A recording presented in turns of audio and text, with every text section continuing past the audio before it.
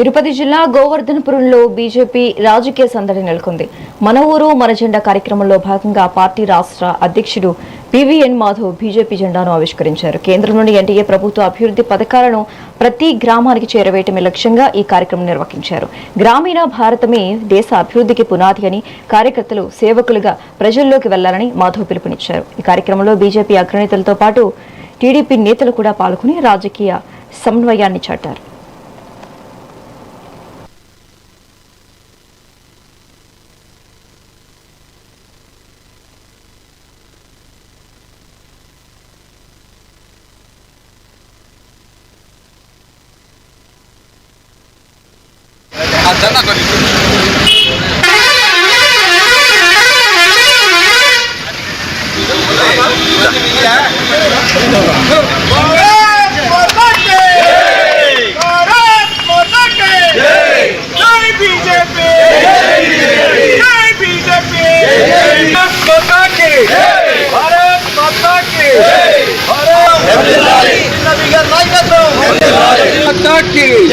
भारत माता की बीजेपी जिंदाबाद, बीजेपी जिंदाबाद,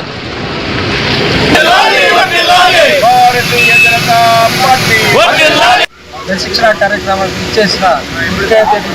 राष्ट्र भारतीय जनता पार्टी अध्यक्षुడు పివిఎన్ మాధవ్ గారికి హృదయపూర్వక నమస్కారం.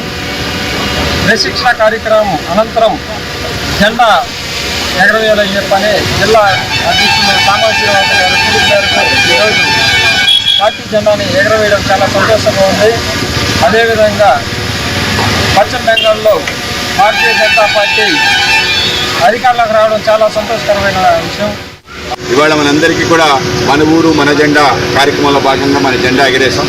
ఈ యొక్క జెండా ఆధారంగా మన ప్రాంతానికి ఏం చేసింది ఎన్డీఏ ప్రభుత్వం అనే విషయాన్ని తెలియజేయడం జరుగుతుంది. కేంద్ర రాష్ట్ర ప్రభుత్వాలు మన మండలంలో మన గ్రామాలకు ఇచ్చిన నిధులు విధులు అనేక రకాల కార్యక్రమాల గురించి తెలియజేసే గొప్ప కార్యక్రమం. అలాగే దీంతో పాటు ఇవాళ మనందరికీ ఒక శుభ పరిణామం. వెస్ట్ బెంగాల్లో అద్భుతమైన విజయం 2/3 మెజార్టీతో సుమారు 200 సీట్లు భారతీయ జనతా పార్టీ గెలవటం ఏదైతుందో నిజంగానే అద్భుతం. భారతదేశ చరిత్రలోనే ఇటువంటి ఒక అద్భుత విజయం మనం సాధించలేదు. ఎందుకు మనకి బెంగాల్ ప్రముఖం అంటే ఆ బెంగాల్లోనే ప్రారంభమైంది భారతీయ జనసంఘ్ యొక్క అంకురార్పణ.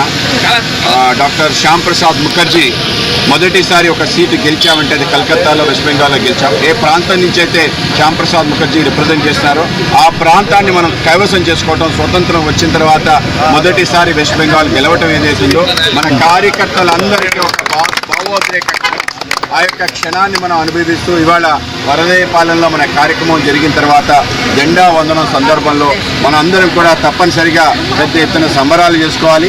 ఇవాళ వెస్ట్ బెంగాల్ విజయం ప్రతి కార్యకర్తకి ఒక స్ఫూర్తి ఇస్తుంది. పూర్తి ప్రేరణతో మరింత బలోపేతంగా మనం ముందుకెళ్ళాలి.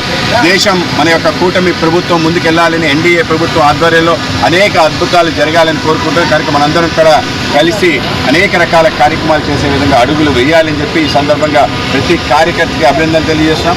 అలాగే అస్సాంలో 100 పైగా సీట్లు రావటం, పాండిచ్చేరికి తిరిగి కైవసం చేసుకోవడం కూడా గొప్ప విజయం. తమిళనాడులో కూడా డిఎంకే ప్రభుత్వం అంతమొందడం కూడా అది కూడా గొప్ప విజయంగా మనం భావిస్తూ ఇవాళ ప్రజాస్వామ్య విజయం అక్కడ విజయ్ టీవీకే గెలవటం కనుక ఆయన కూడా ఈ సందర్భంగా అభినందన తెలియజేస్తూ